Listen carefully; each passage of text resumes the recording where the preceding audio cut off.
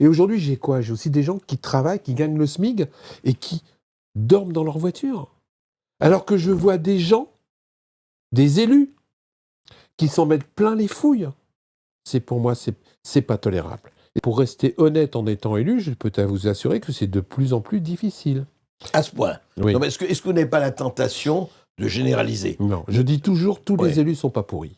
Tous les élus ne sont pas pourris. Mais aujourd'hui, et je pèse mes mots, plus on remonte en haut de la pyramide, et ce geste n'est pas un geste maçonnique, plus on remonte en haut de la pyramide, plus les élus sont corrompus. Il y en a des honnêtes. Mais malheureusement aussi, on est dans une société où les gens honnêtes, on ne vote pas pour eux. On vote que pour les ripoux. Les 3 règles. Pouvoir, sexe, argent. Quand on redevient élu, on touche au pouvoir, on a plus de sexe et on a plus d'argent.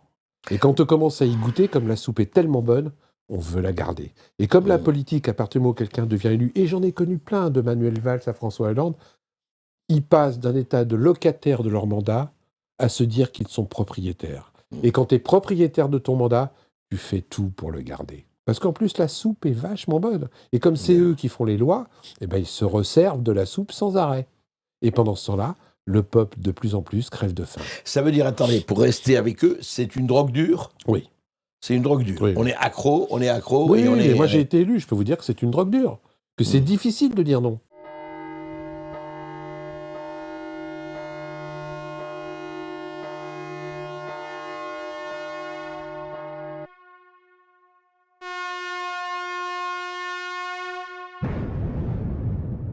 Les PP font la loi, doucement les basseux. Les PP font la loi, attends que ça passe. Alors, attendez, vous me racontez maintenant, vous me dites, une chanson d'Eddie Constantine qui date de 60 ans. Non, pas du tout, pas du tout. Je vous parle des PP. C'est quoi les PP? C'est d'abord le père. Il s'appelle comment? Philippe Pasco. Et les enfants, Panéaeutis, Paul, Paddy, Paolin, Perlanaïs et Filiana. Mais attendez, de quoi vous me parlez? Mais écoutez, c'est une dynastie. Et Philippe Pasco, qu'on reçoit aujourd'hui, à partir de dimanche, vous l'écoutez sur Tocsin, eh bien, c'est un multirécidiviste. Il y a des années, il a été adjoint au maire d'Évry, Manuel Valls, il a été conseiller régional, il a fait des tas de métiers, et il est chevalier des arts et lettres, et oui, ça arrive, tout le monde n'est pas parfait, il est père de 6 enfants, et qu'il a nommés tous avec des prénoms commençant en P.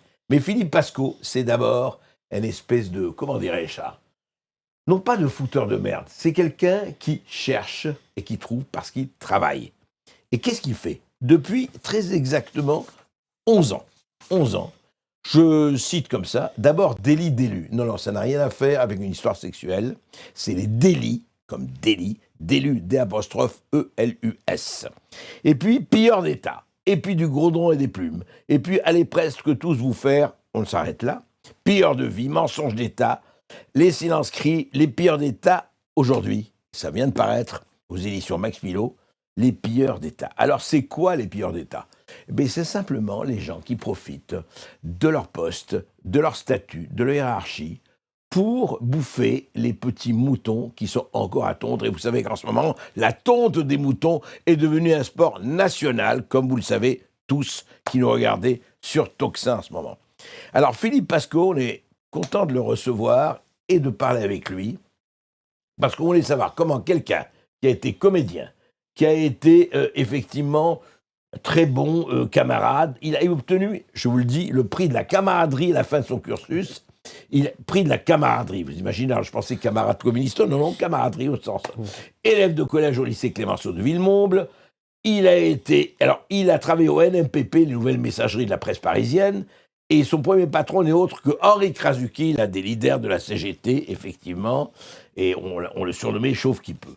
Et puis le syndicalisme, et puis les grévistes de l'humanité, contre l'avis des syndicats, ça c'était 68-69, c'était conseil un peu gauchiste. Il cumule les petits métiers, vendeur de sandwichs dans les trains pour la compagnie des wagons-lits, technicien pour un laboratoire d'analyse, ou poissonnier sur les marchés. Très important, parce que vous voyez, il n'a pas suivi la filière ENA, Conseil d'État, Conseil constitutionnel, Cour des comptes. Non. Il a été quand même sur le terrain. Donc dessin, maquettriste, et puis théâtre, comédien, effectivement, pendant un beau moment. Et puis il se découvre, je veux dire, chasseur de tête. Non pas chasseur de tête au sens où il va engager des patrons, des petits patrons pour des grands patrons, mais chasseur de tête. Il veut essayer de comprendre ce qui se passe dans la société. Et je rappelle, je continue, il a essayé RPR, au Parti Socialiste, et puis il devient au Parti Radical de Gauche. Il sort une station locale qui s'appelle Sortie de Secours, on en a bien besoin en ce moment. Il a mené une grève de la faim pendant 12 jours parce qu'on lui a empêché de sortir sa radio. Enfin, vraiment, il s'est battu. Et puis, il devient, on va en parler, adjoint au maire d'Évry, Manuel Valls. Manuel Valls, vous connaissez Manuel Valls. Puis conseiller municipal délégué de 2001 à 2014 et conseiller régional d'Île-de-France, président de la commission formation professionnelle et apprentissage de 2004 à 2010. Et puis, il anime des collectifs citoyens. Et puis, je parle aussi avec Maman Boubou. Il a en outre été pendant longtemps l'un des principaux financiers et développeurs médiatiques de la Banque de la Moelle Osseuse à travers l'association ATD, Don de Moelle Osseuse. Mais surtout, depuis 10 ans, 11 ans, il sort des livres, et des livres qui ont un très gros succès, où il dit, écoutez, voilà, j'ai enquêté, je suis allé voir, j'ai regardé pourquoi des gens vraiment, c'est pas nouveau évidemment, se remplissent la poche en monnaie sonnante et trébuchante, pardon. Ça s'appelle les pilleurs d'État.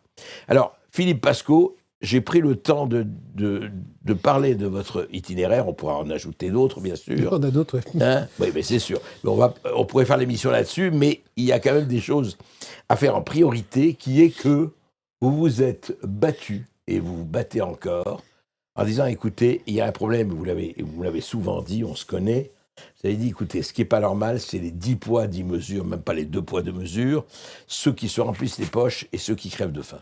C'est ça qui vous anime? Mais ça m'anime complètement. Je veux dire, je m'en parlais toujours il y a 7 ou 8 ans. J'étais dans la rue avec mon éditeur et on allait déjeuner.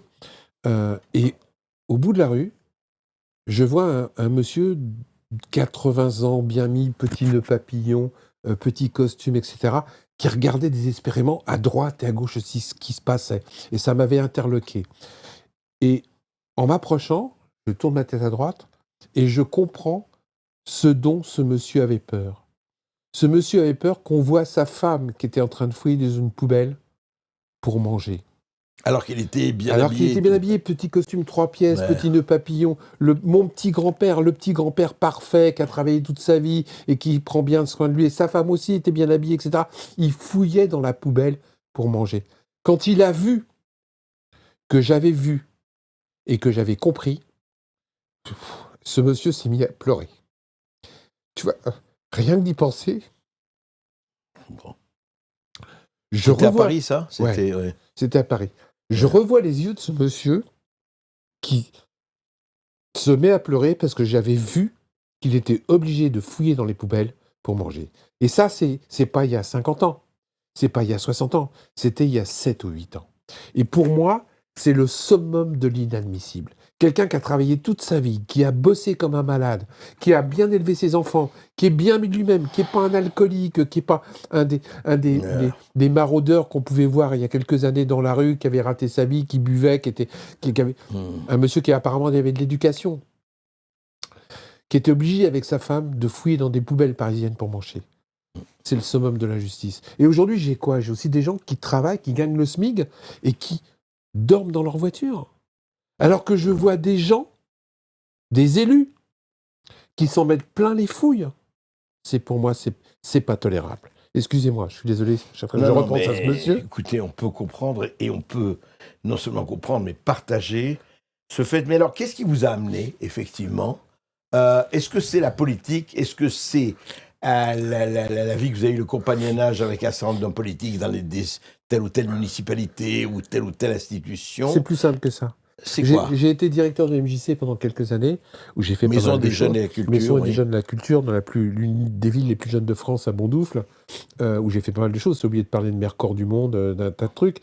Et j'en ai eu marre que des politiques successifs décident de savoir comment on touchait une subvention, ce qu'on faisait. Et moi, j'ai pour l'habitude d'aller voir à l'intérieur quand je suis pas d'accord. Donc j'ai été voir ce que c'est d'être élu, parce que c'est la meilleure façon. Je veux dire, j'ai monté des combats de catch, je suis devenu catcheur. Quand j'étais gentil, je m'appelais Fibrin d'Acier. Quand j'étais le méchant avec un masque, c'était Dr. Everett Brown. Mais je savais ce que c'était qu'un combat de catch après. Donc j'ai voulu savoir ce que c'était qu'être élu. Donc j'ai mis les doigts dedans, je me suis fait élire, et je me suis rendu compte que c'était un monde un peu bizarre. Pour rester honnête en étant élu, je peux vous assurer que c'est de plus en plus difficile. À ce point. Oui. Est-ce que vous n'avez pas la tentation de généraliser? Non, je dis toujours, tous les élus ne sont pas pourris. Tous les élus ne sont pas pourris. Mais aujourd'hui, et je pèse mes mots, plus on remonte en haut de la pyramide, et ce geste n'est pas un geste maçonnique, plus on remonte en haut de la pyramide, plus les élus sont corrompus. Il y en a des honnêtes. Mais malheureusement aussi, on est dans une société où les gens honnêtes, on ne vote pas pour eux. On vote que pour les ripoux. Alors, on va en parler, effectivement, pourquoi on vote pour X ou Y, mais en attendant, qu'est-ce qui fait... Alors, vous avez eu le temps de regarder, et surtout avec vos livres, vous avez eu le temps de regarder et d'enquêter. Et d'être factuel, surtout. Tous mes livres sont factuels. Je sais, d'ailleurs, on en parlera, je sais que vous n'avez eu qu'un procès, vous avez écrit 10 livres, et vous n'avez eu qu'un seul procès en 10 ouvrages, et 10 ouvrages qui ont été très répandus, très lus. Mais je voudrais savoir, maintenant avec le recul, et vous l'avez le recul, c'est quoi? C'est l'appât du gain? C'est le conflit d'intérêts? C'est dit, j'en ai déjà assez, mais j'en veux encore plus, j'en veux encore plus. C'est quoi qui fait cette espèce d'appétit qui consiste à après faire des compromis, qui soient électoralistes, qui soient conflit d'intérêts? Qu'est-ce qui fait que c'est toujours, c'est vieux comme le monde, hein, les péchés capitaux, on les connaît. 3 règles. Pouvoir, sexe, argent. Quand on redevient élu, on touche au pouvoir, on a plus de sexe et on a plus d'argent. Et quand on commence à y goûter, comme la soupe est tellement bonne, on veut la garder. Et comme la politique, à partir du moment où quelqu'un devient élu, et j'en ai connu plein, de Manuel Valls à François Hollande, ils passent d'un état de locataire de leur mandat à se dire qu'ils sont propriétaires. Et quand tu es propriétaire de ton mandat, tu fais tout pour le garder. Parce qu'en plus, la soupe est vachement bonne. Et comme c'est eux qui font les lois, eh ben, ils se resservent de la soupe sans arrêt. Et pendant ce temps-là, le peuple, de plus en plus, crève de faim. Ça veut dire, attendez, pour rester avec eux, c'est une drogue dure? Oui. C'est une drogue dure. Oui. On est accro. Oui, et mais moi j'ai été élu, je peux vous dire que c'est une drogue dure. Que c'est difficile de dire non. Que tu as des tas d'avantages, que d'un seul coup... Par exemple. Eh ben, par exemple, moi j'ai été président de la formation professionnelle et de l'apprentissage sur l'Île-de-France, en tant que conseiller régional. 800 millions d'euros dans la commission, 176 CFA, l'école de la deuxième chance, la VAE. Le matin, j'étais simple conseiller régional. L'après-midi, par vote interne, j'étais président. Des gens qui me tutoyaient le matin se sont mis à me vouvoyer l'après-midi. Des gens qui étaient se sont mis à avoir plein de déférences événements. D'un seul coup, au niveau d'une certaine jante féminine, j'étais devenu beau. Le matin, j'étais anonyme, et l'après-midi, j'étais devenu beau. Et c'est dur de résister à un moment donné. Ouais, c'est clair. Et plus les à côté. Quand vous êtes président, on vous offre de l'argent, vous avez des trucs. Moi, par exemple, pendant 6 ans, je me suis obstiné à payer toutes mes notes de restaurant dans les restaurants autour du conseil régional. Mais je me suis aperçu que tous les présidents d'avant, ils ne payaient pas, eux. La première fois que j'étais au restaurant... Ils se laissaient inviter ou bien c'est le restaurant qui payait? C'est le restaurant qui payait. Qui est payé, ouais. Et c'était dans les mœurs. C'était dans les mœurs. Donc quand tu commences à y goûter, si jamais tu y goûtes, tu prends vite goût. Parce que c'est vrai que de ne pas payer son resto et de machin, ben c'est vachement bien. Sauf qu'un jour ou l'autre, ça se paye. Et moi, j'ai jamais voulu payer et rendre la monnaie. Quand on commence à te payer le resto gratos, un jour ou l'autre, le restaurateur te téléphone pour te demander un petit service et tu es obligé de lui rendre le service. C'était l'économiste Milton Friedman qui disait « il n'y a pas de dîner gratuit ». Mais non, jamais. Il n'y a pas de repas gratuit, soyons mais, clairs. mais je reconnais que c'est difficile, de refuser. Il faut avoir un certain nombre de coronets. Et ça, à gauche comme à droite. Ouais. C'est la tentation. Malheureusement, aussi bien à gauche qu'à droite. Et c'est mon problème, d'ailleurs, par rapport aux grands médias. C'est que moi, comme je tape sur la gauche et comme je tape sur la droite, bah, je ne sais pas pourquoi, je n'ai pas d'écho dans Valeurs Actuelles et je n'ai pas d'écho dans Libération. Donc je continue quand même. Mais c'est pas ça. C'est vraiment un système. Mais alors, Philippe Pascot, qu'est-ce qui vous a amené à dire, bon ben, maintenant, j'ai vu, j'ai regardé, j'ai pratiqué, non pas effectivement le conflit d'intérêts, mais j'ai pratiqué la coexistence avec un certain nombre de gens. Et qu'est-ce qui vous a donné au départ de dire, je vais en parler là, il faut que j'en parle, il faut que Parce qu'il faut que les gens sachent. Parce que j'ai rencontré plein de gens qui n'étaient pas au courant, qui croyaient que... Quand j'ai écrit mon premier bouquin, Pilleurs d'État, le numéro 1, Ouais. qui, je le rappelle, c'était en 2015, 2 ans avant la révolte des Gilets jaunes, je me suis aperçu que les gens ne savaient pas la réalité des avantages et des privilèges des élus. Et j'ai pas honte de le dire, c'est en partie grâce à Pilleur d'État que les Gilets jaunes ont pris conscience qu'on était en train de se foutre de leur tête au niveau des élus, qu'on faisait croire que les élus c'était des braves gens, etc. Ils sont pas tous comme ça, qu'on soit bien d'accord. Non, mais bien sûr. Ouais. Hein, mais que les élus profitaient du système au détriment du peuple. Et qu'en fin de compte, ils passaient leur temps à se servir plutôt que servir. Et Oui. moi, être élu, c'est servir. C'est pas se servir. Quand je mets des chiffres dans mes livres, tous les chiffres ont été vérifiés. Quand dans le premier Pilleur d'État, j'ai mis les salaires de ce que touchaient les élus, les gens qui lisaient ça sont tombés sur le cul. Ils ne s'attendaient pas. Mais non. Pas du tout, ouais. On croyait qu'un élu, c'était un salaire raisonnable, en plus. Mais quand je sortais des 20 000 euros, 25 000 euros par élu, petit élu, les gens ne le savaient pas. Dans Pilleur d'État, là, j'ai des gens qui... Celui qui vient Celui de qui vient de paraître, sortir, Pilleur d'État, Ouais. encore et encore. Je signale quand même que dans les truandages, j'ai quand même des élus qui ont détourné jusqu'à 270 000 euros de frais de restauration, de frais de représentation. 270 000 euros. Pas mal. Et Ouais. c'est du factuel. Mm. Et pendant ce temps-là, nous, on va à Lidl parce qu'on n'a pas de quoi se payer des machins. On est obligé de rogner le 5 du mois. Il y a une majorité de gens qui ne savent plus quoi mettre dans leur frigo. Et on nous explique qu'il faut qu'on marche droit. Alors que ces gens-là sont dans l'opulence. Et encore une fois, je ne suis pas contre les riches, je ne suis pas contre les riches. Mais là, on a dépassé les bornes et on les dépasse de plus en plus depuis 10 ans. Mais alors justement, vous avez donc, on raconte vos livres, ce que vous avez, et ce qui a fait d'ailleurs un très grand succès, c'est que vous n'hésitez pas à nommer les gens. Vous ne dites pas, oui, il y a des gens qui s'empiffrent, etc. Vous les nommez par ville, par municipalité, par... avec leur nom et leur adresse s'il faut. Ouais. Et je vais creuser sous le tapis, et ça, ils n'aiment pas du tout. C'est justement une des particularités de mes livres, c'est que je donne les noms. Je veux dire, grosso merdo, sur mes livres, je dois en être à 2000 noms d'élus qui ont mis les doigts dans la confiture, à peu près. Ouais. Qui ont mis les doigts dans la confiture, ouais. En France. Hein, en France, en France, ouais. Ouais. Si je dois faire l'étranger, je suis encore plus mal. Oh, oui. Et pour l'instant, je n'ai pas fait l'Europe, mais là aussi, il y aurait à dire. Hein. Ça, il faudra faire des encyclopédies. Hein, oui, non, mais là, c'est encore 10 bouquins. Mais alors, Philippe Pascaud, comment ça se passe? Alors, racontez-nous comment vous faites votre Sherlock Holmes et comment vous allez chercher. Comment ça se passe? Parce que 85% de mes informations sont en ouverture libre. Sauf que les gens ne lisent plus. Les gens ne vont pas la curiosité d'aller. Les gens n'ont plus, et on ne favorise pas la curiosité. Mais aujourd'hui, il y a 85% de mes informations que j'ai en open data, libre. Je peux n'importe qui. Vous voulez dire que ce qu'il y a dans vos livres à 85%, c'est ce que tout le monde, s'il avait envie, et prendre le temps, évidemment, le travail de chercher, il les trouverait. Mais c'est simple, je mets tout est sourcé. Donc à partir du moment où c'est sourcé, c'est que j'ai les preuves. Ouais. C'est que j'ai les papiers, c'est que j'ai les vidéos, et je le mets. Donc tout le monde peut le faire, mais on ne prend plus le temps. Parce que la vie, parce qu'on délègue, parce qu'on va voter une fois, puis on ne s'occupe plus du tout de ce que fait l'élu, donc on ne regarde pas ce qui s'est passé dans le conseil municipal. Quand une loi sort, on ne prend que les gros titres et on ne lit pas ce qu'il y a en dessous. Moi, je lis toujours en dessous. Je vais vous en donner un. 2035, ça vous parle? 2035, oui. Suppression des voitures thermiques. Absolument. Maintenant, dans 10 ans, oui. Maintenant, que des voitures électriques. Sauf que si vous lisez la loi jusqu'au bout, comme je l'ai fait, il y a un petit alinéa dans la loi qui dit que les constructeurs de voitures d'à peu près 10 000 exemplaires pourront continuer à avoir des voitures thermiques.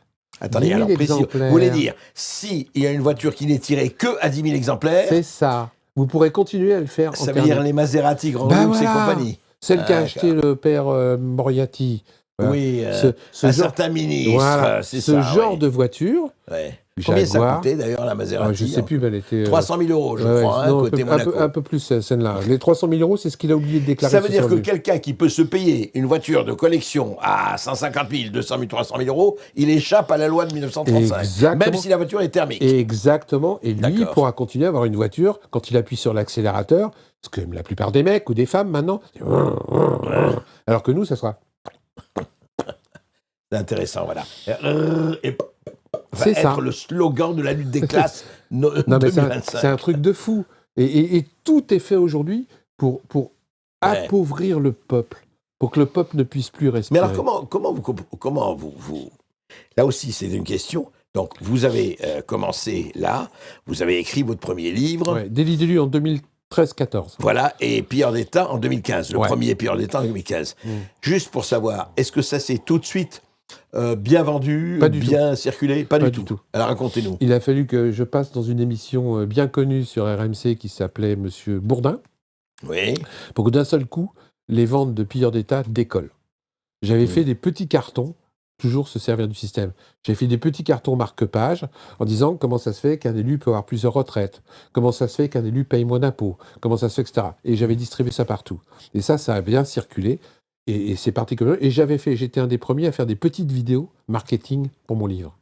Oui. Et la petite vidéo marketing, où c'était déjà le début, YouTube, etc., Ouais. en une semaine, elle a fait 800 000 vues. Et d'un seul coup, les ventes ont explosé. Et puis après, c'est le bouche à oreille. Moi, mes livres se sont vendus surtout par les réseaux sociaux, par les conférences, par le fait que j'étais sur le terrain. On m'a empêché de passer dans les grands médias.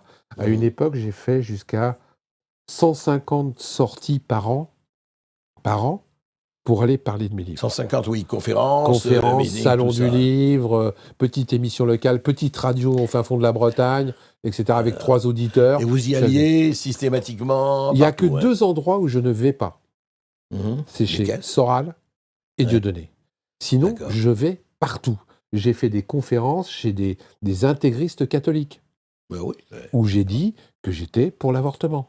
J'ai fait des conférences chez les salafistes, où j'ai dit que j'étais contre les femmes grillagées. Je vais partout, à partir du moment où on me laisse parler et on ne me coupe pas.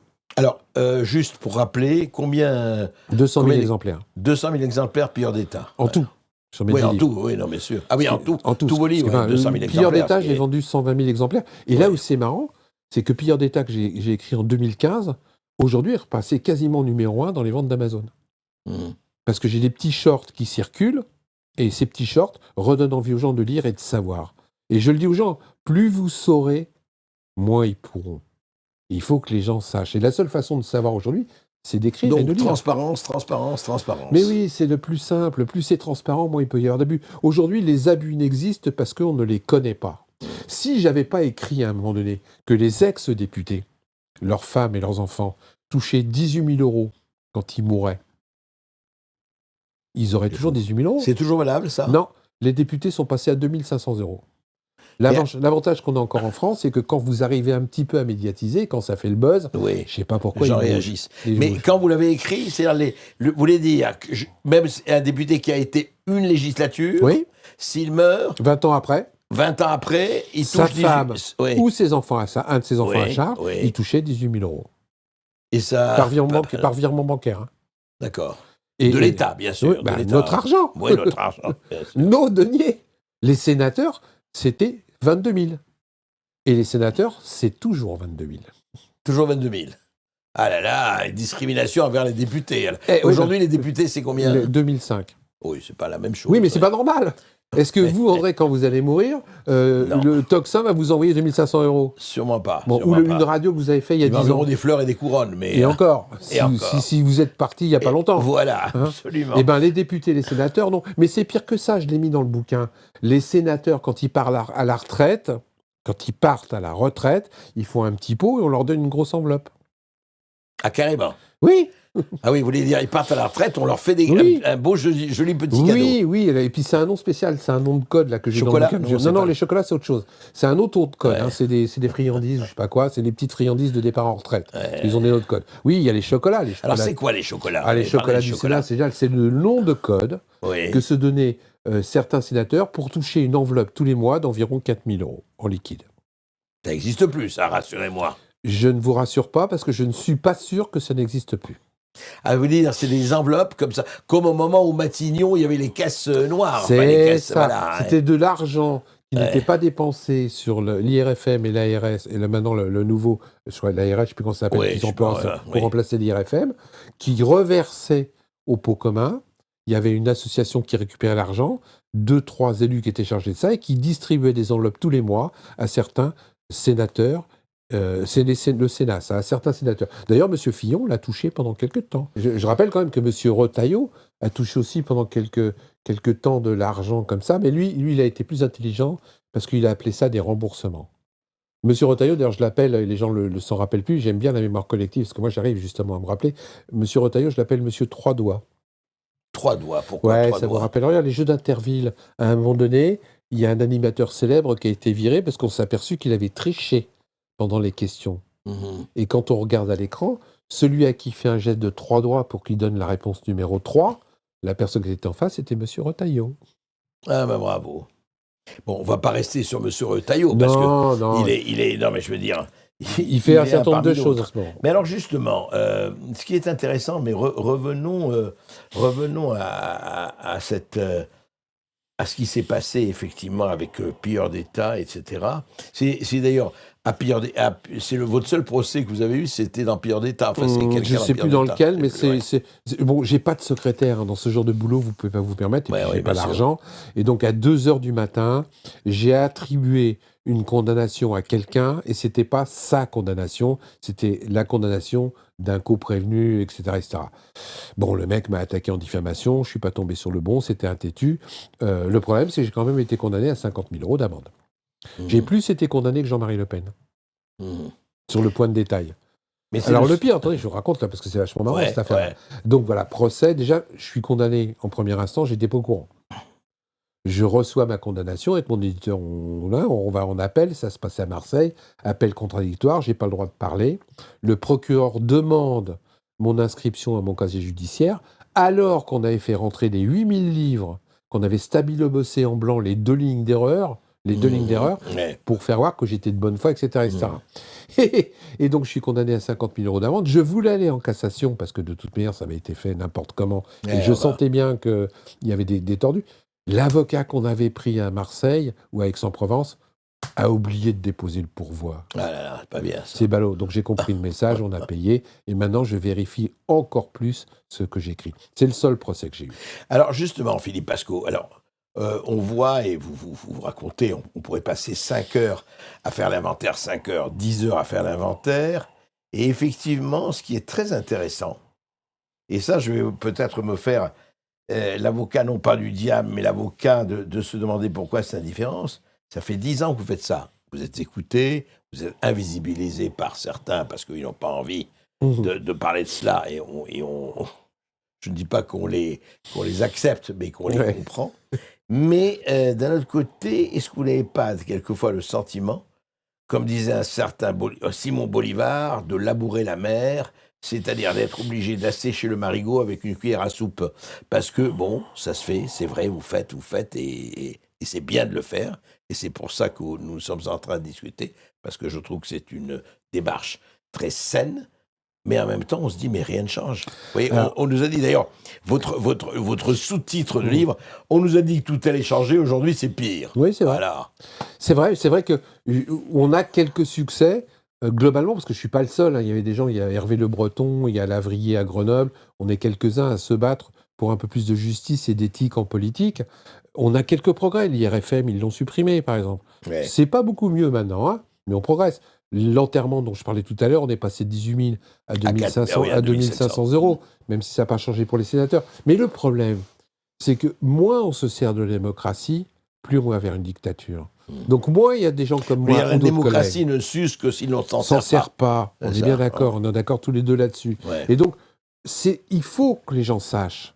Si les gens commencent encore de moins en moins à savoir, eh ben de plus en plus, ils vont faire ce qu'ils veulent. Aujourd'hui, la démocratie, c'est quoi, André? Je le mets dans mes livres. Je le dis toujours. Vous savez, le remplaçant de Manuel Valls, je l'appelle Dark Vador maintenant, le remplaçant de Manuel Valls, il a été élu avec 0,9 électeurs sur 10. Moins de 1 électeur sur 10. Le remplaçant de Serge Dassault, que j'ai bien commencé. La moyenne des gens qui vont voter, c'est 10%. Aujourd'hui, c'est 1,2. 1,2. 1,2 électeurs sur 10. C'est la moyenne. Vous êtes sûr de ce chiffre? Tous mes chiffres sont factuels. Alors, il y en a, c'est à 3, il y en a à 2. Compris. Mais la moyenne, c'est 1,2. Mais c'est assez terrifiant quand même. C'est assez désespérant. Mais c'est la démocratie aujourd'hui, c'est ce qu'ils veulent. Ouais. C'est ce qu'ils veulent. Surtout, n'allez pas voter. Est-ce qu'il n'y a pas aussi, juste un mot là-dessus, juste on part, mais c'est très important de parler de ça. Est-ce qu'il y a aussi, pourquoi il n'y a plus de référendum? C'est une autre manière de voter. Vous savez que c'est l'article 3 de la Constitution. Mais oui, mais ça les intéresse les pas. députés, le référendum. Ça les intéresse pas. S'il y a des référendums... Vous lire les princes qui nous gouvernent. Mais oui, puis rappelez-vous Maastricht quand même. Hein, le référendum, le référendum de 2005. On s'est bien fait avoir. On s'est bien fait avoir. Donc, de toute manière, ils ont peur des résultats. Donc, comme ils ont peur des résultats, le système est fait aujourd'hui gauche-droite pour que les gens n'aillent pas voter. Et je vais vous donner un exemple bien précis que je ressors à chaque fois, qui s'appelle le bulletin blanc. Il y a 6 ou 7 ans, il y a une commission qui s'est réunie à l'Assemblée nationale, droite, gauche, Parti communiste, centre, pour savoir s'ils allaient mettre les bulletins blancs dans les bureaux de vote. Ah oui, qui est les bulletins des Candidat candidats, B, etc., candidat C et le bulletin et un blanc. bulletin blanc. Ouais. 15 jours après, cette commission, le rapporteur de la commission, qui s'appelle M. Jérôme Gage, que j'ai bien connu, est sorti de cette commission et a fait une déclaration officielle. Ce que je vous dis est factuel. Il a déclaré officiellement qu'il n'était pas possible de mettre des bulletins blancs dans les bureaux de vote parce que ça allait coûter trop cher. Intéressant, oui. Je vous jure raison. que c'est la déclaration qu'il a faite. Mais quand vous analysez comme je sais le faire, pourquoi ils n'ont pas voulu faire ça? Parce que s'ils mettaient des bulletins blancs dans les bureaux de vote, les gens les auraient pris. Ouais. Donc on aurait eu une Et aurait voté explosion. blanc avec l'explosion des votes blancs. On aurait eu une explosion de vote blanc. Et qu'est-ce qui se serait passé? Il se serait passé qu'un jour ou l'autre, il y aurait eu plus de bulletins blancs dans l'urne que de bulletins pour les candidats. Et comme nous sommes dans une société médiatique, ça se serait su Bien sûr. dans le monde entier. Et ils auraient été obligés de changer le système électoral. Donc ils font tout pour que les gens n'aillent pas voter. Mais aujourd'hui, le véritable mécontentement qu'on essaye de nous manipuler, ce n'est pas de ne pas aller voter. Parce que de ne pas aller voter, je ne sais pas pourquoi tu n'as pas été voté. Peut-être que tu étais malade, ta voiture est tombée en panne, Oui, tu as déménagé. Il faisait beau et tu allé à la plage, etc. Le véritable mécontentement par rapport au panel politique qu'on nous offre aujourd'hui, c'est d'aller voter et de mettre un bulletin blanc ou un bulletin nul. Ça de bulletin blanc, 1,2 pour le candidat, ils sont morts et ça, ils ne veulent pas. Oui, mais alors justement, qu'est-ce que vous dites aux gens? C'est comme pour le casier judiciaire. Oui, mais Philippe Pasco, qu'est-ce que vous dites aux gens? Parce que moi, on a beaucoup parlé de ça, et moi j'entends beaucoup cela. Il dit, mais attendez, vous dites d'aller voter, on voit ce qui se passe avec la corruption, vous en parlez, on voit ce qui se passe aux États-Unis ou ailleurs, mais même restons sur la France et sur l'Europe, on voit ce qui s'est passé avec le Parlement européen, les vaccins, les ceci, les achats et compagnie. Il dit, mais ça sert à quoi? Ils sont tous, alors, ce n'est pas le tous pourri, mais ça va rien servir, une tête va chasser l'autre, et ça ne va rien changer. Parce que beaucoup de gens aujourd'hui, et vous le savez plus que jamais, se disent oui, d'accord, mais ça ne change rien. C'est pas vrai. C'est pas vrai, parce qu'on n'a pas essayé. On a essayé de ne pas les voter depuis 1958. Les bulletins hors urne augmentent, ça n'a rien changé. Donc essayons à l'inverse. Donc vous dites, allons plus loin, vous dites, il faudrait le vote obligatoire. Oui, c'est évident. À partir du moment où il y a le vote obligatoire, le bulletin blanc devient un vote politique. Dans tous les pays où il y a le vote obligatoire, quand il y a un seuil de bulletins blancs qui dépasse, tous les candidats rentrent chez eux. Oui, et on revote. Et on revote et on en reprend d'autres. Et ça, ils veulent pas. Parce que les mecs de gauche veulent bien, mais pour les mecs de droite. Les mecs de droite veulent bien, mais pour les mecs de gauche. Ouais. C'est comme pour le casier judiciaire que je réclame depuis 2013, et dont M. Macron m'a menti d'ailleurs à ce sujet-là. Macron, t'es un menteur sur le casier judiciaire, fais-moi un procès. Donc, ils veulent tous le casier judiciaire pour être élus. Mais pour les casier judiciaire vierge, rappelons, oui, c'est ça, vierge. Mais pour les candidats important. de l'autre parti, pas pour eux. Et à un moment donné, ça va. J'ai référencé moi-même 396 métiers où il faut un casier judiciaire vierge pour aller travailler. Vous dites qu'il y a en France, c'est très important ça, 396 métiers qu'on ne peut pas exercer si on n'a pas un casier judiciaire vierge. Et encore, je vais vous le dire, je vais vous donner un petit scoop, il y en a plus de 396. Mais à 396, j'en avais un peu marre. Donc j'ai référencé 393 de façon factuelle où il vous faut un casier vierge pour travailler. Mais pire que ça, André. Aujourd'hui, il y a des métiers où il faut que vous présentiez un casier vierge tous les ans. Ah d'accord, que vous renouvelez, que vous représentiez, tous les ans. oui. Sinon, tu ne peux pas travailler. Sur le film de Clint Eastwood, le biopic des 3 Américains qui ont sauvé des gens dans un train, Paris-Londres, je sais pas quoi. Sur l'attentat terroriste. Voilà. Et bien, sur ce film-là, chaque figurant, pour gagner 150 € devait fournir un casier judiciaire vierge. Par contre, pour être élu, non. Aujourd'hui, pour travailler dans une mairie, il vous faut un casier vierge. Si vous êtes condamné pendant que vous êtes fonctionnaire, vous pouvez être viré et on peut vous retirer votre retraite. Ah oui, viré sans indemnité et sans retraite. Par contre, pour diriger la mairie, il n'y a pas de problème, tu peux y aller avec un casier chargé. Ah, vous voulez dire, la mairie peut, les employés de mairie, non. Mais le maire, oui. Oui. Est-ce que c'est normal? Est-ce que vous avez une idée, franchement, aujourd'hui, avec tous les livres que vous avez faits, vous avez une idée, je ne vous demande pas un chiffre précis, de proportion aujourd'hui d'élus qui ont un casier judiciaire qui n'est pas J'ai vierge? pas la proportion, mais, Non, mais grosso modo, mais hein. il y en a trop. Bah, il y a un paquet d'élus, hein. Il y a 39 000 mairies, Ouais, 577 députés. Je suis tout seul, c'est quand même dur d'aller tous les chercher. En plus, maintenant, il y a des trucs qui s'appellent le plaidé coupable, etc., qui fait qu'il y a des gens qui sont condamnés, vous le savez même pas. Ouais, bien sûr. Ça se passe dans un petit bureau. Mais disons que la proportion est forte, à votre avis? Alors, elle est de plus en plus forte. Mais pourquoi ils se gêneraient? Puisque pour eux, c'est légal. Moi, j'ai même des élus qui sont inéligibles, qui ont été élus. Inéligibles. J'ai même Légalement inéligibles. J'ai des élus, et c'est dans mon bouquin, qui sont inéligibles, qui ont été élus. J'en ai un, je vais vous raconter l'histoire. Allez-y. Qui était inéligible, il se présente aux élections. Il ne le dit pas. Hein. Oui, il est élu.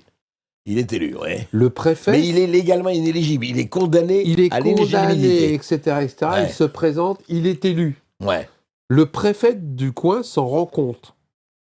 Qu'est-ce que fait le préfet qui est honnête? Il dit, monsieur, vous avez été élu, vous êtes inéligible, j'annule l'élection. Vous savez ce qui s'est passé? C'est le préfet qui a été viré. C'est récent, ça? Non, ça remonte à 3-4 ans. À l'époque, c'était la ministre, c'était Madame Alliot-Marie. D'accord. Et donc, comme elle était venue le soutenir pour son élection, elle ne pouvait pas se dédire. Donc, lui a été élu. Lui a été élu, il est resté élu, et le préfet a été viré. Intéressant. J'ai même des élus qui ont été déclarés inéligibles, dont, comme par hasard, ils n'ont jamais reçu la notification. Donc, comme ils n'ont jamais reçu la notification, le préfet n'a pas déclaré l'inéligibilité. Donc, ils se sont présentés en toute bonne foi. Mais exactement, je le mets dans mon bouquin. Il y a aussi des inéligibilités à géométrie variable en France, grâce à M. Macron. Et j'ai remarqué, par exemple, que certains grands élus, quand ils sont condamnés, qui sont pris la main dans le sac, sont condamnés à une inéligibilité, mais qui s'arrête juste avant la prochaine élection. D'accord, oui. Le délai, vous voulez dire, oui. Voilà. Après, c'est bien, d'accord. Ah, oui, si l'élection est dans 1 an et 1 mois, ils sont condamnés qu'à 1 an. Par contre, des petits élus, pour faire bien, parce qu'il faut bien montrer qu'on fait les choses. Bien sûr. Les petits élus... Que la justice passe. Voilà, les petits élus, eux, j'ai les preuves, morflent. Et quand ils sont inéligibles, j'en ai pour rien, qui sont inéligibles pour 5 ans, 10 ans. Alors qu'ils ont fait, honnêtement, une petite faute. Et vous en avez connu pas mal. Oui, je l'écris. Je n'écris rien si je n'ai pas les preuves. Et c'est ce qui les rend fous. Parce que c'est imparable. Ah oui, bien sûr. Aujourd'hui, être condamné pour un élu, pour beaucoup d'élus d'un certain niveau, c'est une circonstance atténuante. Au contraire, c'est presque un œillet à la boutonnière. Je ne l'ai pas mis dans le bouquin, mais la Légion d'honneur me rend fou. Ça, il faut dire qu'en ce moment, c'est le nombre pas mal, d'élus qui sont condamnés à qui on ne retire pas la Légion d'honneur. Non, mais ça... Ou alors j'ai adoré, parce que je l'ai vu aussi, je l'ai lu. Alors, il y a certaines personnes qui sont condamnées où on leur retire la Légion d'honneur pour 2 ans. Ah, d'accord. Ah, ça, c'est joli. Ah oui, 2 ans. Ah oui, 2 ans, oui. Tu retires ta petite rosette. C'est le purgatoire. Voilà, quoi. Tu poses ta petite rosette, tu as été condamné pour un délit de corruption, donc je ne peux pas faire autrement parce que c'est paru dans la presse. On te retire la Légion pour 2 ans, et après tu la remets. Ah, c'est joli, ça. C'est joli, hein. Ah ouais, Et encore une fois, ce que je dis est factuel. Moi, je veux qu'on m'explique. C'est tout. Je ne demande pas grand-chose. Je demande que la justice soit la même pour le petit que pour le grand. Je demande que quand M. Bolloré passe en jugement, alors qu'il doit payer une amende de plusieurs milliards d'euros, selon la loi. C'est pas moi qui le dis, c'est pas moi qui ai écrit la loi est écrite. Appliquez-la. M. Bolloré, au lieu d'être condamné à plusieurs milliards d'euros d'amende, est condamné à 12 millions d'euros d'amende. À partir de là, on efface tout le passif. Je veux juste qu'on m'explique. Alors que le petit chef d'entreprise qui a eu le malheur de faire un abus de biens sociaux parce qu'il a été au restaurant avec sa maîtresse et qu'il ne l'a pas mis derrière, etc. Et que tu peux être condamné. Lui, on lui fait vendre son entreprise. Lui, il se retrouve déjà... quand même. Mais j'ai des exemples. Vous avez des exemples comme ça, oui. Oui, où le petit, il morfle la mort. Il morfle la mort. Et lui, il est obligé de vendre sa boîte derrière. Et sa femme se barre parce qu'il n'a plus d'argent. Et il se retrouve dans une merde noire. Les gros, non. Oui, enfin, ce qui est intéressant, cette histoire, c'est qu'on a l'impression que depuis des siècles, quelque part, rien n'a changé. Les grands profitent, les petits morflent. Alors, est-ce que... Moi, je voudrais c'est nous les responsables. Alors, justement, c'est nous le nombre. Acceptons. C'est nous le nombre. En fait, oui, c'est-à-dire que nous avons les élus que nous méritons. Exactement. Voilà. C'est nous qui n'allons pas voter, c'est nous qui laissons faire. Comment ça se fait que des Balkany ont été élus pendant 25 ans, et quand je prends Balkany pour prendre la droite, je vais prendre Guérini pour la gauche. C'est des gens qui sont restés 25 ans, 30 ans au Mais pouvoir. je vais vous dire, vous parlez de Balkany, prenez un exemple. Moi, j'ai parlé à beaucoup de gens de Levallois. Oui, ils sont contents. Peut-être qu'il a fait des choses, mais c'est un excellent maire. Mais c'est il bon. s'occupe très bien de notre Voilà. ville, donc ça va. Donc Eux, ils estiment que tout va bien. Donc il met des fleurs, donc etc. Et ben, Non, et mais la même ville- du et- point de vue Oui. de la sécurité, de Oui, tout ça. mais ouais. je suis entièrement d'accord. Nice est la ville où il y a le plus de caméras vidéosurveillance en France. Ouais. Ouais. Donc les gens disent c'est très bien. Bah oui, c'est très bien. Et mais qu'est-ce c'est que, comme- qu'est-ce que vous leur dites? Mais je leur dis que d'abord la ville de Balkany, c'est celle qui est une des plus endettées en France. Donc c'est pas eux qui vont payer aujourd'hui, mais c'est les enfants qui vont payer demain. Et pourquoi je dois avoir la mafia chez moi, même si la mafia chez moi me paye à manger tous les jours? Moi, la mafia, j'en veux pas, chez moi ou ailleurs. C'est trop facile. Et c'est le problème des gens. Les gens ne veulent pas d'élus pourris. Oui, mais le mien, je le connais quand même. Oui, c'est si. Il boit le café avec moi, il m'a rendu service pour mes enfants, Et même, il a il placé... s'occupe très bien de sa ville. Donc, Oui, il a fait des petites choses. Ouais, c'est pas Oui, grave. des petites choses. Un escroc parle bien. Une autre mère de, je sais plus, c'est Levallois ou je sais plus quelle ville, non, je sais comment ça s'appelle, Ouais. où elle avait rentré, cette mère-là a fait rentrer des lingots d'or qu'elle avait récupérés de Suisse. Ouais. Tous les ans, elle offre des cafetières, etc., à tous les petits vieux. Les petits vieux sont contents. Mais c'est mon argent, les cafetières. Ça s'appelle Oui, acheter sûr, les gens. bien sûr. Et de toute manière, un jour ou l'autre, tu payes. C'est pas des villes de gestion, c'est des villes qui sont gérées en clientélisme. On ne demande pas à un élu de gérer une ville en clientélisme. On demande à un élu de bien gérer la ville pour l'ensemble de sa ville De et la qui paye de population, moins en moins bien sûr. d'impôts. Et Balkany, c'est un bon exemple. Les gens vont payer pendant 40 ans là-bas. Il est vraiment en dette. Oui, la ville, elle est super en dette. Ouais. C'est pas la seule. Toutes Mais les là- villes où il y a des escrocs de droite ou de gauche. Mais alors justement, quand vous rencontrez ces gens, ces élus, vous les avez rencontrés? Ah bah oui, j'étais 25 ans élu, je les connais tous. Ouais. J'en ai connu un paquet. Bon, alors il y en a beaucoup qui m'évitent, maintenant. Ah oui. Et qui m'évitaient aussi à un moment donné quand j'ai commencé à taper sur la table. Ben, j'imagine. Mais Enfin, c'est le jeu aussi. Mais moi, je fais aucun cadeau. J'avais un très bon copain qui s'appelait Julien Drey. ouais. Jusqu'à ce que je découvre... L'un des fondateurs de SOS Racisme, oui. Oui, il a fait sa première radio avec moi. Je lui ai offert sa première radio, je lui ai fait un super nounours pour son enfant. Et pendant 10 ans, quand j'allais à ses vœux, je lui offrais une montre en plastique. Ouais. C'est bien, c'est bien. C'est pas un cadeau trop corrupteur, ça. Non, une petite montre en plastique, je lui offrais comme cadeau. Parce qu'il n'a pas fait que les montres. Il a fait les stylos et les sacs aussi. Julien, j'ai découvert des choses sur lui, pas très clean. Je l'ai appelé, je lui ai dit c'est quoi? Il lui dit attends, t'es mon copain, tu vas pas publier ça, Pasco, je t'aime bien, on se connaît depuis 20. J'ai publié. J'ai publié. Preuve à l'appui. Stéphane Baudet, maire de Courcouronnes, qui à une époque, je trouvais que c'était un mec qui allait changer les choses quand on voulait, etc. Et ça, j'ai découvert que quand il était vice-président du Conseil régional de France, il y a eu une petite transaction bizarre sur un compte pour handicapés qui est passé du côté de Veolia pour faire une étude à Veolia. Veolia qu'on n'avait pas besoin parce qu'il y avait du pognon.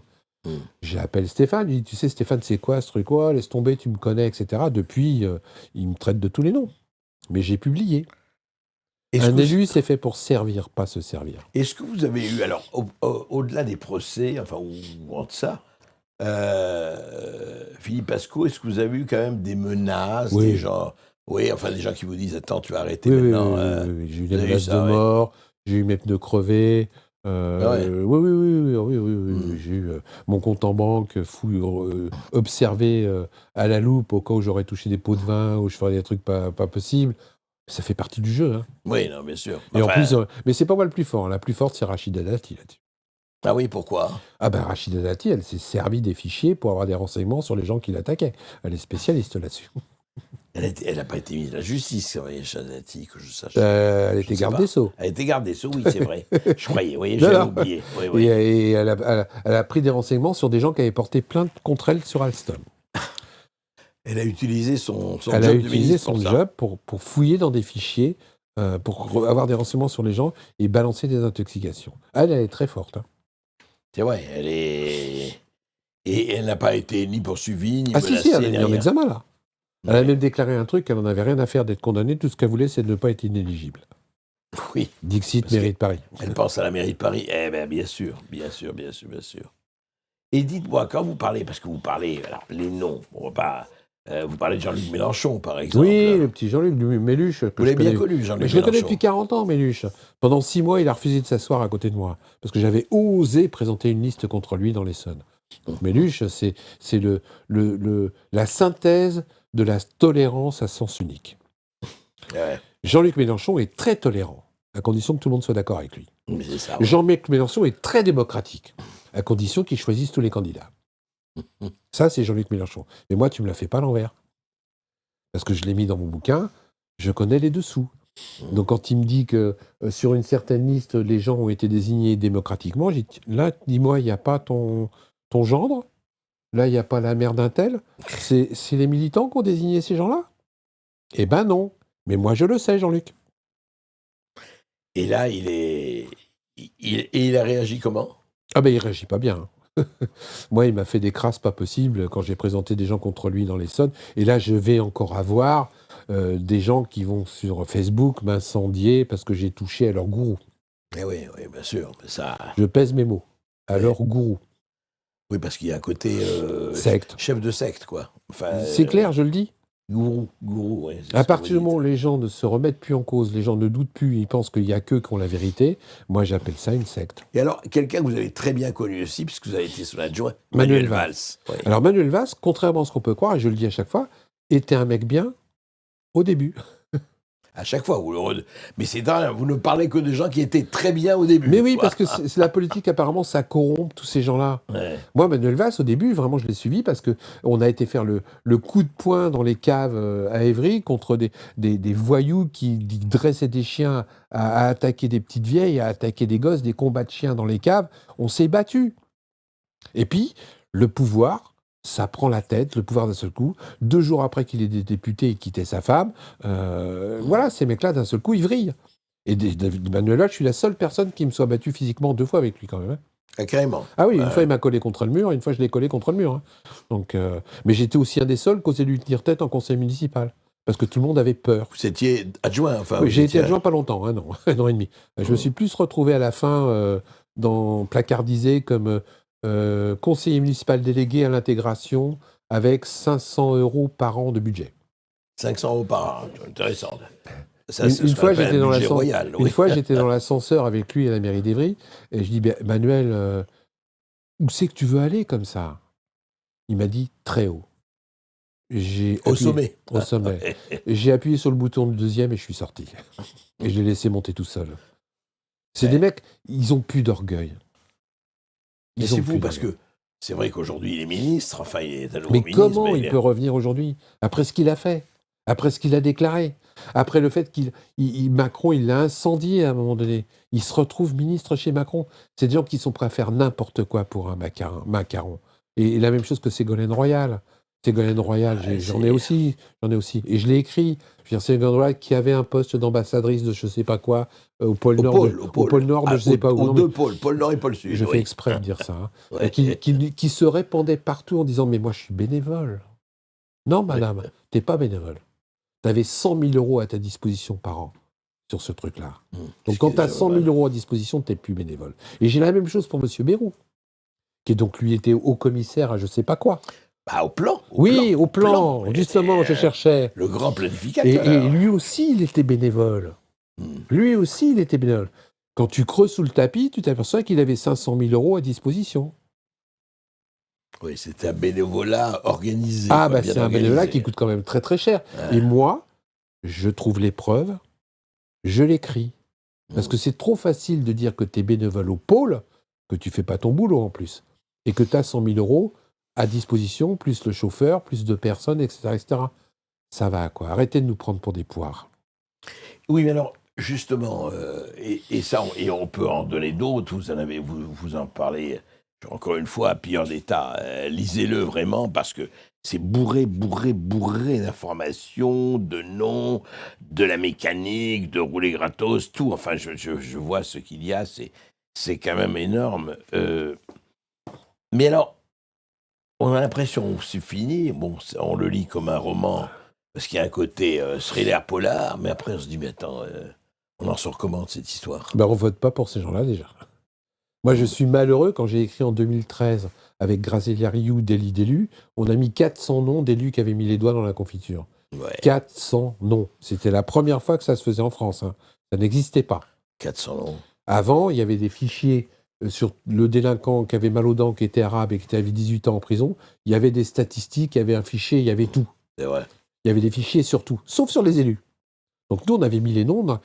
J'ai été malheureux de m'apercevoir qu'en mars 2014, sur les 400 noms qu'on avait mis avec Graziella, il y en avait 250 qui avaient été réélus au premier tour. Qui est con? C'est une vraie question, ça. Moi, Et je pose. Nous sommes le nombre. La force, c'est le peuple. La force, c'est l'électeur. L'électeur ne se sert pas de son pouvoir. Il délègue et il s'en occupe plus. Comment ça se fait qu'on vérifie pas, une fois qu'on a fait élu, on s'occupe plus de ce que fait Mais l'élu? on lui a appris, enfin, l'électeur, c'est comme ça qu'il fallait faire. Ah ben oui. C'était nos représentants. Ah ben oui. Donc nos représentants, on pense qu'ils vont faire le boulot, Mais et puis nous, on a autre chose à faire. Pourquoi il n'y a pas de contrôle sur les élus? En tant que journaliste, il y a un contrôle. Vous avez un comité de rédaction, vous avez un grand chef qui vérifie ce que vous écrivez. Quand vous êtes comptable, il y a un super comptable qui vérifie. Bien sûr. Les élus, il n'y a pas de contrôle. Ils dépensent notre argent, ils payent avec notre argent, et il n'y a pas de contrôle. Je signale toujours, et je le dis, vous, André et moi, dans mon budget personnel, à ce que je sache, on doit être à l'équilibre. Ouais. Dans une Si on n'est entreprise, pas à l'équilibre, et on nous demandait des agios et tout. Ouais, dans une entreprise, à ce que je sache, quand tu fais ton bilan, tu dois bien équilibrer tes comptes. La seule entité qui n'a pas besoin d'être en équilibre, c'est l'État et les élus. Expliquez-moi. Comment ça se fait qu'un État avec des élus peuvent être totalement en déficit? Ouais. Et quel déficit? Et emprunter, en plus, alors que c'est nous qui allons rembourser. 300 000 milliards d'euros. Mais c'est un truc de fou. Qui évidemment, et c'est nous qui... Il y a un moment donné, on ne peut plus mettre les zéros parce qu'on ne se rend pas compte du nombre de zéros. Et c'est aussi pour ça que les gens ne se rendent pas compte. Parce que les sommes deviennent de plus importantes qu'on ne sait même pas combien ça fait. Comment ça se fait que l'État a le droit d'être en déficit perpétuel alors que nous, on nous oblige à avoir des budgets totalement en équilibre? Allez essayer de faire un déficit dans votre compte en banque. Eh oui. Eh bien, l'État, il n'y a pas de problème. Le compte en banque de l'État, le compte en banque de l'élu est en déficit. Pas grave, j'emprunte. C'est nous qui allons payer. C'est nos enfants qui allons payer. C'est ça qui est terrifiant. Oui, c'est nos enfants qui allons payer. À un moment donné, il va falloir qu'on tape sur la table et qu'on dise « ça suffit, mon bonhomme. T'es payé avec mon argent. T'es payé avec notre argent. » Mais tu dois me rendre des comptes. Philippe Pascot, le problème, c'est qu'on n'a pas l'impression qu'on est au bord de taper sur la table. Je sais pas. Moi, je continue. Vous allez continuer. Mais oui. Vous n'allez jamais abandonner. Non, mais non, tant qu'ils vont me tuer. Mais je continue. Ils ne vont pas vous tuer. Mais nous justement, sommes dans des sociétés qui deviennent de plus en plus violentes, sous-jacentes. Ça, c'est vrai. Ça, on le Donc, sait, on est tous... moi, je rêve pas. C'est pas des gentils. Quand il y a beaucoup d'argent en cause, quand vous touchez à des gros privilèges à un moment donné, ça se paye. Quand on voit des gens de 40 à 40 milliards de dollars, effectivement, c'est ça. Mais alors, justement, parlons un peu des médias. Comment ça se fait? Vous m'avez dit, d'ailleurs, quand on préparait cette émission, là, tout à l'heure, Philippe, vous m'avez dit, oui, mais écoutez, moi... il y a très, très, très peu de... Ça n'empêche pas, évidemment, que le livre circule, et ce monde est tant mieux. Mais enfin, il y a très peu de médias qui répercutent. Comment vous expliquez, aujourd'hui, donc, il y a le pouvoir, on en parle très bien, il y a l'élite, ce qu'on appelle l'élite, qui est autour du pouvoir, qui est d'ailleurs dans le pouvoir, et puis il y a ceux qui sont chargés d'être le contre-pouvoir, notamment les médias. Il n'y a plus tellement de contre-pouvoir en France. Il n'y a plus de contre-pouvoir. Mais non, on est complètement en contradiction avec la loi de 1946, qui disait que les grands industriels ne doivent pas avoir plus d'un seul média à leur nom. Aujourd'hui, c'est 10-15 personnes, et je ne fais pas du complotisme en disant ça. Non, et même 7-8 personnes, soyons clairs. Qui ont tout. Et à partir du moment où c'est vous qui payez, eh ben, il n'y a rien qui passe. C'est sûr. Qui paye commande, vous voulez dire. Publicité, patron, etc., etc. Moi, les journaux locaux, les journaux régionaux maintenant, commencent même à être pollués. Parce que, moi, par exemple, je vais vous dire, je me bats contre les éoliennes industrielles sur ma région. Contre les éoliennes industrielles. Les éoliennes, oui, bien sûr. Qui sont une arnaque financière, écologique, tout ce que vous voulez. On ne va pas vous dire le contraire. Les journaux locaux ne passent pas un papier. Parce qu'ils payent de la pub. Oui, c'est ça. Donc c'est difficile après d'informer. Quand les propres médias ne veulent pas dire la vérité et qu'il y a une autocensure qui se met en place. C'est-à-dire que j'ai des journalistes qui n'osent publier parce qu'ils ont peur pour leur travail. Je rappelle, et on en parlait tout à l'heure, qu'il n'y a pas tellement longtemps, au journal La Provence, il y a un rédacteur en chef qui a été viré, Manu Militari, parce qu'il avait osé faire une qui avait déplu au pouvoir. Oser faire une et c'est récent, ça. On n'a jamais vu ça depuis 1958. Jamais. Et ça s'intensifie. Et les médias qui sont totalement libres, il y en a de moins en moins. Et le pire, c'est que moi, je pense qu'ils vont tous crever. Puisque les médias qui sont totalement libres ne vivent que sur les subventions des dons des lecteurs. Tout à fait. Sauf qu'aujourd'hui, les lecteurs, ils n'ont plus d'argent. Oui, enfin, ça devient de plus en plus difficile, mais surtout, et un autre des facteurs, vous l'avez dit, l'autocensure d'un certain nombre de journalistes, l'autocensure des rédactions. Plus les procès Bayon. Plus les procès Bayon, effectivement. Dernièrement, je l'ai mis dans mon bouquin, qu'est-ce qu'on a essayé de faire mourir? On a essayé de faire mourir l'association Yuka. L'association Yuka qui te disait quand dans tel produit, il y avait des produits dangereux, etc. etc. Ils ont eu un procès Bayon par des grandes entreprises pour surtout pas qu'on dise comment ça se fait qu'aujourd'hui Danone, qui avait un truc qui s'appelait le Nutri-Score pour savoir si ce que tu mangeais c'était bon. C'était bon, ouais. Comme la note leur a pas plu, ils ont supprimé carrément le Nutri-Score de tous les produits Danone. Et ben ça passe. Okay, ça c'est terrifiant. Et aujourd'hui, il n'y a pas de contre-pouvoir ni d'État qui disent ça suffit.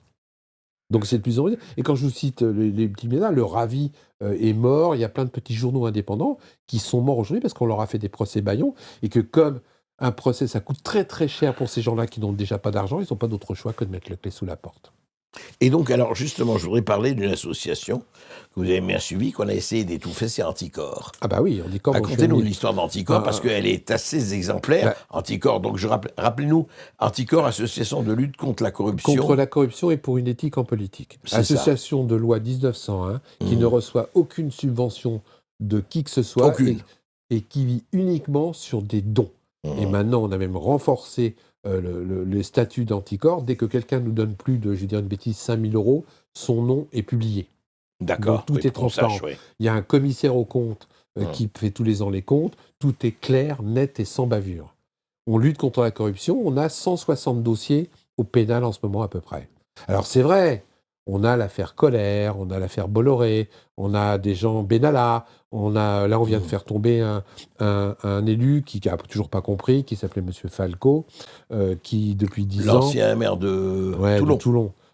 Qui depuis 10 ans avait sa cantine personnelle au conseil départemental alors qu'il n'était plus élu, qui avait un frigo à son nom, qui se faisait livrer de la bouffe le week-end avec 2 personnels, etc. Il n'a toujours pas compris qu'il a dit Anticorps n'a pas lâché le morceau, on a essayé d'étouffer l'affaire, nous nous sommes portés partie civile parce que nous avons un agrément, et M. Falco a été condamné. Et à cause de ça, on a essayé de nous retirer notre agrément. Sur une erreur manuscrite du Premier ministre, M. Casse-Tête à l'époque, c'est même pas nous. C'est même pas nous. Et il a fallu se battre comme un malade pour récupérer notre agrément après 8 procès, entre guillemets, référés qu'on a fait à la justice.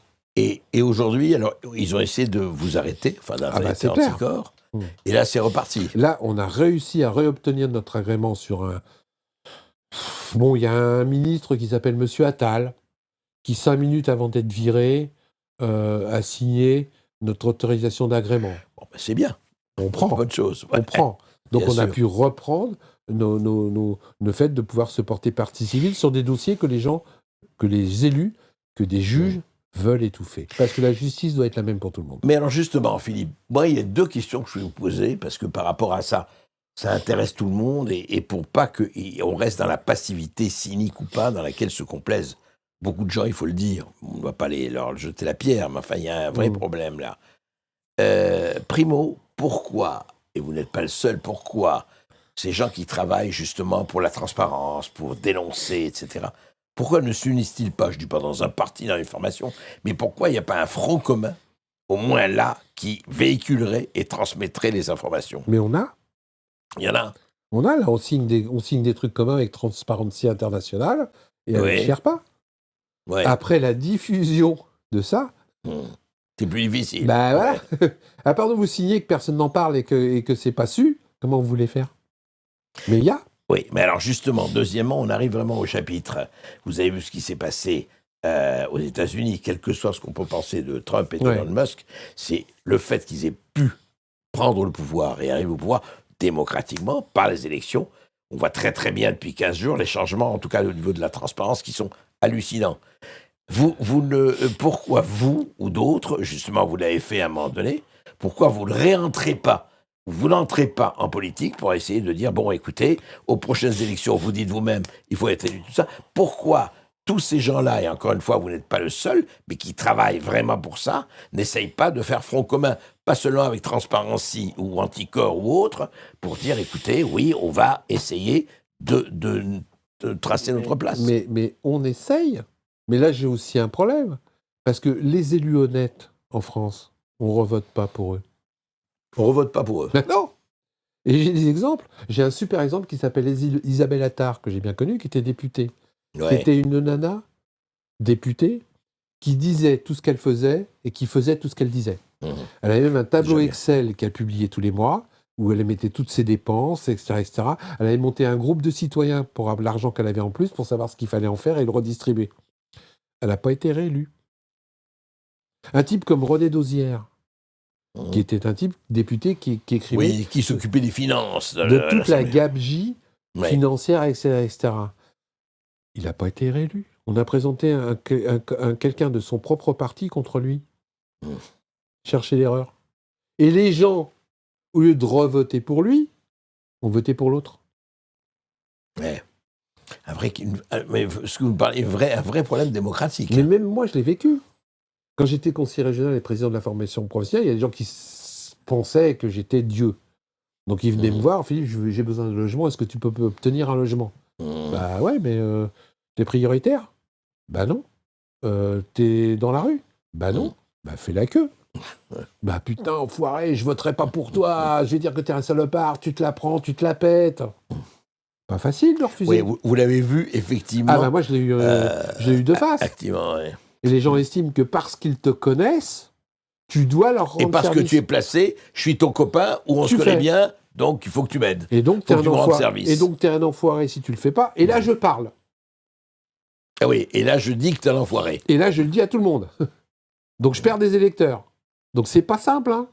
C'est pas simple. Il y a aussi un degré de conscience qu'il faut que les gens prennent. Bien sûr. On n'élit pas un élu corrompu. Point barre. Point barre. Or, en France, on a tendance à préférer élire des élus corrompus parce que vraiment, ils sont sympas. On les connaît bien, ils ont une bonne tête, ils ont une bonne cravate.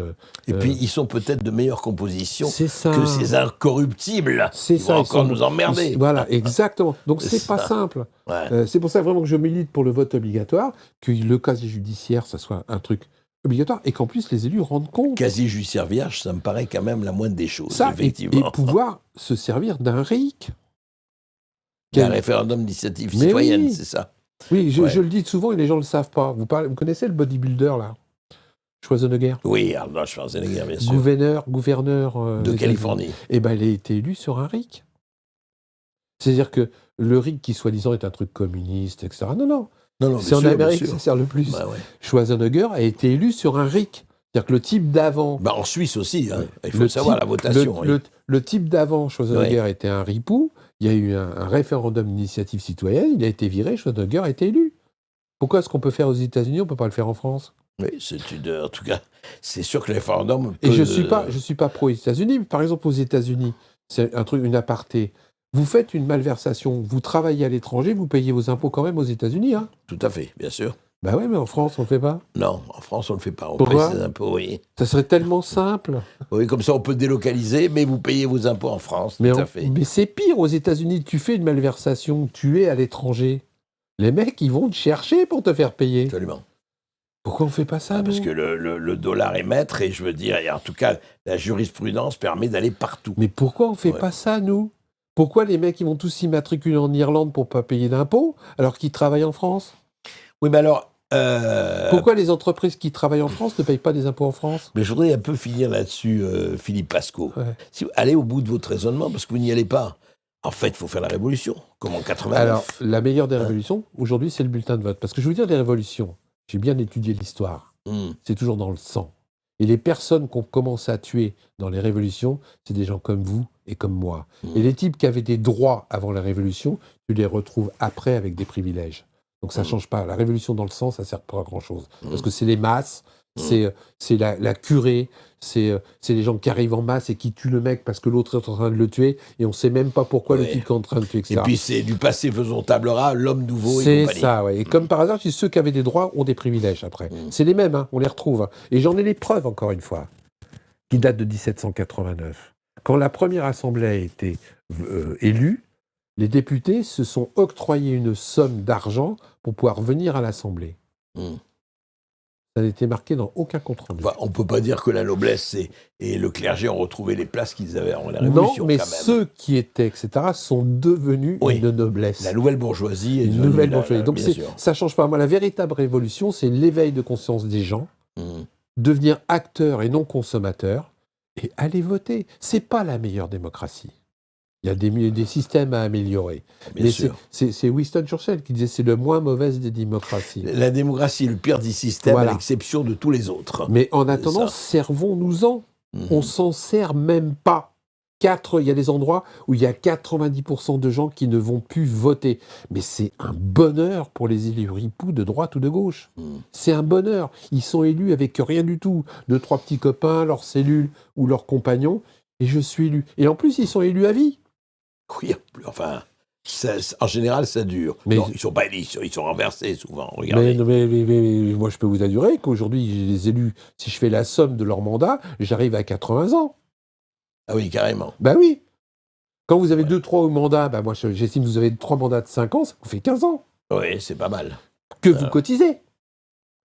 Donc la retraite, après, c'est encore plus élevé, parce qu'on n'y pense jamais, ça. Sans parler de les retraites cumulées, vous savez très bien. C'est ce que je suis en train de vous dire. C'est un truc de fou. Et on laisse faire.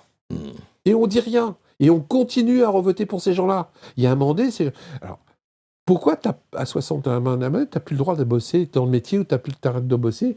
Il faut qu'on s'en aille à 67 ans maintenant. J'ai des élus qui ont 80 ans. C'est vrai. À un moment donné, on fait la retraite à 80 ans, ou on fait... ou on l'a fait pour tout le monde, encore une fois, ou on l'a fait pour certains. Mais pourquoi là, c'est que pour certains? Moi, je veux qu'on m'explique. Pourquoi le Sénat est en train de devenir un EHPAD de luxe? Ah, ça, parce que là, c'est un très bel EHPAD, c'est rentable, comme vous disiez, la soupe est bonne. D'autant plus que les sénateurs ne sont pas élus au suffrage universel. Oui, ce sont les grands électeurs, ça on le sait. Remarquez, comme les maires de Paris, de Lyon ça et de Marseille. Changer, hein. Rachida Dati est en train de s'en occuper. Oui, il paraît. Il paraît. Mais là, les sénateurs sont élus. Ce que vous dites, en fait, pas de révolution à la prise de la Bastille, mais vote obligatoire. Mais oui, parce que sinon, ça ne se fera jamais. Je sais bien, il y a Juan Branco veut qu'on fasse une révolution violente, etc. Oui, il n'est pas le seul, oui. La révolution violente, c'est toujours les bons qu'on tue en premier. Et les Mélenchon, non, vous n'êtes pas pour la révolution à la Mélenchon? Non. Non. Excusez-moi. Pas vraiment. Non. Mélenchon, remplacer une démocratie par une dictature, ça ne m'intéresse pas. Encore une fois. Et tous les gens de chez Mélenchon, à la base, c'est des mecs bien, entre guillemets. Moi, j'en connais quelques-uns, c'est tous des gens qui y croient, etc. Ouais. Mais au-dessus, dès qu'on monte l'escalier de la hiérarchie...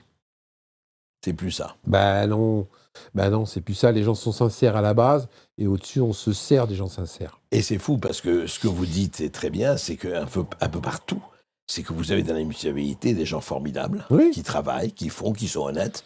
Et puis, à un moment donné, il se passe dans la hiérarchie des choses. Je vais vous donner un dernier exemple, parce qu'il va falloir qu'on conclue. Un truc vachement simple, parce que moi, je suis un type très terre-à-terre et très pragmatique. Quand vous regardez des élections, est-ce que souvent, vous voyez des leaders qui se présentent l'un contre l'autre sur une élection, sauf la présidentielle, je parle. Élection municipale, etc., députés. Vous n'avez jamais deux califes qui se présentent l'un contre l'autre. Ah, vous voulez dire de grands leaders, oui. Parce que s'ils se présentent l'un contre l'autre... Pas de crocodile dans le même marigot, c'est ça? Parce qu'il n'y aura qu'un seul crocodile qui va sortir à l'élection. Et que donc, ils n'ont aucun intérêt à se présenter l'un contre l'autre. C'est toujours un calife et un challenger. Mais jamais deux califes. Et c'est pas gratuit. 2 crocodiles dans un marigot, une élection, il n'y a qu'un seul crocodile qui va sortir vivant. L'autre, il est mort. Donc ils le font pas. Hein. Donc il va se présenter ailleurs, mais Ben pas... voilà. Ou on se passe un petit coup de téléphone pour se partager les régions. Donc vous n'êtes pas quand même complètement désespéré sur l'avenir de notre cher et doux pays? Mais je peux pas être désespéré. Je suis en France, on est un des pays où, rappelez-vous, la sécurité sociale, tout le monde nous l'envie, malgré qu'ils soient en train de la détruire. Le code du travail, malgré qu'ils soient en train de le détruire, c'était quand même un truc qui protégeait les gens, y compris les patrons, pas seulement les salariés, ça protégeait aussi. Ils sont en train de détruire tout ça, mais nous sommes quand même encore un beau pays. Par contre, il faut se battre pour le garder. Et moi, je regarde pas ailleurs en disant, ouais, mais ailleurs... Non, non. Il faut se battre pour qu'ailleurs, ça soit mieux. Parce que souvent, maintenant, on nous sert le discours. Oui, mais tu comprends, là-bas, ils gagnent moins. Mais là, ils travaillent 50 heures par semaine. Donc, pourquoi nous, on travaille que 35 heures? Non, non. Il faut se battre pour que les gens qui travaillent 50 heures par semaine ne bassent plus que 35. Il ne faut pas faire l'inverse. Oui, mais vous savez très très bien que pas votre génération ni la mienne, le nombre de gens, et je ne parle pas seulement de la bourgeoisie, etc., qui ont envie de partir parce qu'il dit il n'y a pas d'avenir ici, vous avez vu ce qui s'est passé, les auto-entrepreneurs, à qui aujourd'hui, sur la TVA à 25 000 euros, c'est-à-dire s'ils gagnent 1 500 euros, ils sont foutus, puisque la TVA va être appliquée, ce qui est quand même dingue. On dirait que tout est fait quand même pour décourager les gens dans tous les domaines pour qu'ils foutent le camp. Mais non, surtout pour qu'ils continuent à seulement survivre. Et qu'on ne me dise pas qu'il n'y a pas d'argent, il y a de l'argent. Je vais vous donner un simple exemple, simple, toujours pragmatique. Avant, il y avait 50 personnes pour construire une voiture. Aujourd'hui, il faut 5 personnes pour construire une voiture. Parce que automatisation, parce que machine. Pourquoi les charges sociales, on ne les reporte pas sur les machines? Bonne idée, mais surtout, attendez, je vais aller beaucoup plus loin que vous. Avec l'intelligence artificielle, des dizaines de milliers de postes, enfin des centaines, vont disparu. Ça ne veut pas dire qu'on va être au chômage. C'est-à-dire qu'il faudra inventer d'autres métiers. Métiers de secrétaire, etc., ça va disparaître. Mais le problème, c'est que plus il y a de progrès, plus ce n'est que quelques personnes qui en profitent. Rappelez-vous les caisses automatiques dans les supermarchés. On a remplacé les caissières par des caissières. Là, ils sont en train de revenir. Ils se sont aperçus qu'il y avait plus de vols qu'autre chose. Mais quand les caisses automatiques se sont mises en place et qu'on a viré les caissières, c'est pas pour ça que les produits ont baissé. Hein. Non, mais c'est clair. Alors la marge. Oui. Alors qu'ils avaient encore plus de marge de bénéfices. Pourquoi on ne taxe pas les machines? Taxer les machines sur les charges sociales, moi, je n'y verrais pas d'inconvénient. Surtout que les robots, il n'y a aucun problème qu'ils travaillent 24 heures sur 24. Ils ne font pas grève, ils ne tombent pas malades, il n'y a pas de maternité. C'est tout bénéfice pour les patrons. C'est ça qui est le meilleur. Vous voyez, pour terminer là-dessus, c'est vrai, Philippe, c'est une véritable révolution culturelle et mentale qu'il faut faire. Et ça va prendre du temps, mais après tout, espérons, hein. Le pire n'est pas toujours sûr. Il n'y a rien de pire que de ne pas mener un combat, parce que tu l'as déjà perdu si tu ne le mènes pas. Donc faisons-le. Et je le rappelle, le nombre, c'est nous. À condition qu'il bouge. Ah bah oui, s'il bouge pas, si on continue à être dans l'apathie, à se laisser faire, à être ce qu'on appelle des moujons, à moitié mouton, à moitié pigeon. À moitié pigeon, absolument, les moujons. Écoutez, c'est un bonheur. Ne soyez pas moujons, lisez Pasco. Pas Pasco, pilleur d'État. Pilleur d'État, mais Pasco, c'est pilleur d'État. C'est pilleur d'État. C'est l'anti-pilleur d'État.